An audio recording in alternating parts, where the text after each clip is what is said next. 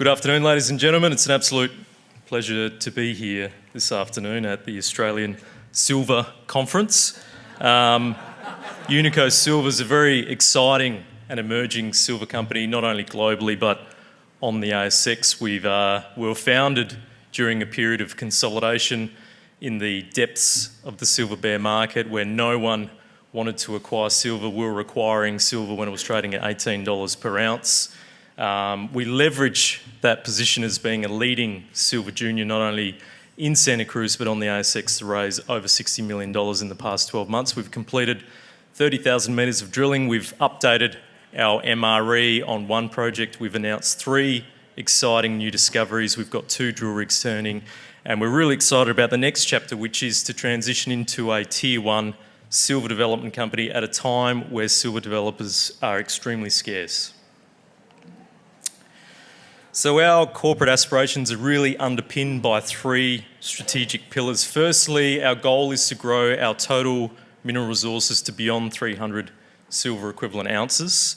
We've got a track record in doing so. We've not only done that through acquisition but also exploration, and we've increased total resources by 155% from 90 to 230 million ounces since the second half of last year, 2024. So a lot more growth to come. As I said, we've got a fully funded 30,000 metre drill program underway, and we've got 3 emerging discoveries at our flagship Joaquin project. But importantly, for us, obviously one objective is to grow ounces, the other is to show how we're going to mine those ounces. We launched a very ambitious development strategy, providing the market a clear pathway how we plan to go into production. We've called this the Plus 150 strategy. Essentially, that is a corporate aspiration to have over 150 million ounces of pit-constrained oxide silver-gold mineralisation. We do that because this will give us a project that can deliver 5 to 7 million ounces of primary silver a year. And we think that's extremely significant. But importantly, we actually think we can exceed that corporate strategy or that threshold. All of this is underpinned by the fact that we're in granted mining leases. We're in a province with a proven framework for permitting and building mines. We've got over 40 million US in sunk capital in terms of non-mining infrastructure. We've got a 150-man camp, and we own the surface rights and have access to the surface rights for 75% of our total resources. And all of this is underpinned by strong macro tailwinds, not only in the silver price, which we're all aware of, but also Argentina. So in Argentina at the moment, if you can show to the market that you need to spend $200 million to develop a mining project, they will decrease your corporate tax rate from 35% to 25%, and they will also abolish all export duties. And this is really significant. It not only increases free cash flow, increases IRR, and payback, and it's why Rio Tinto and BHP have dived in head first, not toe first, but head first into Argentina, and it's why Donald Trump is meeting with Milei as we speak. Corporate snapshot, look, I can go through the numbers, but the reality is the 2 numbers that we are most concerned about is that since the depth of the July bear market 2022, when the Federal Reserve put interest rates up 5%, we have achieved over 700% in total shareholder returns, and we've done that because we've actually grown our mineral resource on a per share basis just under 600%. So if you bought a share in Unico Silver in July 2022, you now have 600% more silver exposure than you did back then. So we have massively managed the tension between saving our way to prosperity and diluting your way to success, and generally value creation is at the intersection of those 2 things. And all of this is done because we've got over 100 years experience operating in Argentina. We've got some exceptional experience in not only world-class discoveries but selling those discoveries at a board level, and we've got extremely supportive and global institutional and retail investors. So this is the opportunity.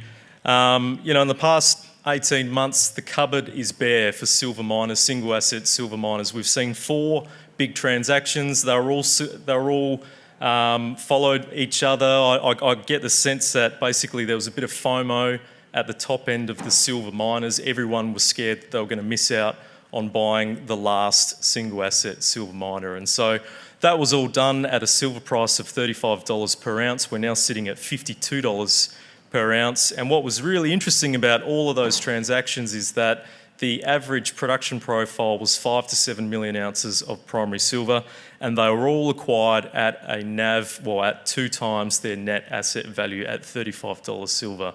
So imagine what they would be acquired for today at $52 silver. And so this is why our corporate aspirations are really pegged to what we can see is meaningful and has scale in the peer group we operate. So logical consolidation of an underexplored and undercapitalised silver district. So from November 2022, we were really busy. We closed 5 transactions. We brought together 2 adjacent silver districts that have never been consolidated under a single junior. They were held by 2 majors, being Pan American Silver and Yamana, and 3 juniors. And we brought that together at a cost of 10 cents per silver equivalent ounce. So really, really hard to do now. Importantly, the operational synergies of those projects are underpinned by a lot of public infrastructure. We're in the world-class Cerro Vanguardia mining district. We have Anglo Gold Ashanti as a neighbour, and we're close to public highways and grid power.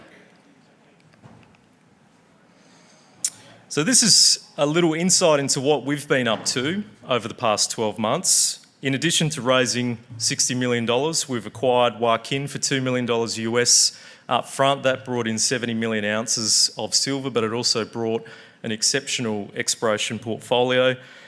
We revised our MRE for Cerro Leon. We completed 20,000 metres of drilling. We added over 70 million ounces, just under 70 million ounces of silver from 20,000 metres at a cost of 10 cents per ounce. So we thought our track record of acquiring ounces through acquisition was enviable, and we've managed to do that with the drill bit, which is really nice.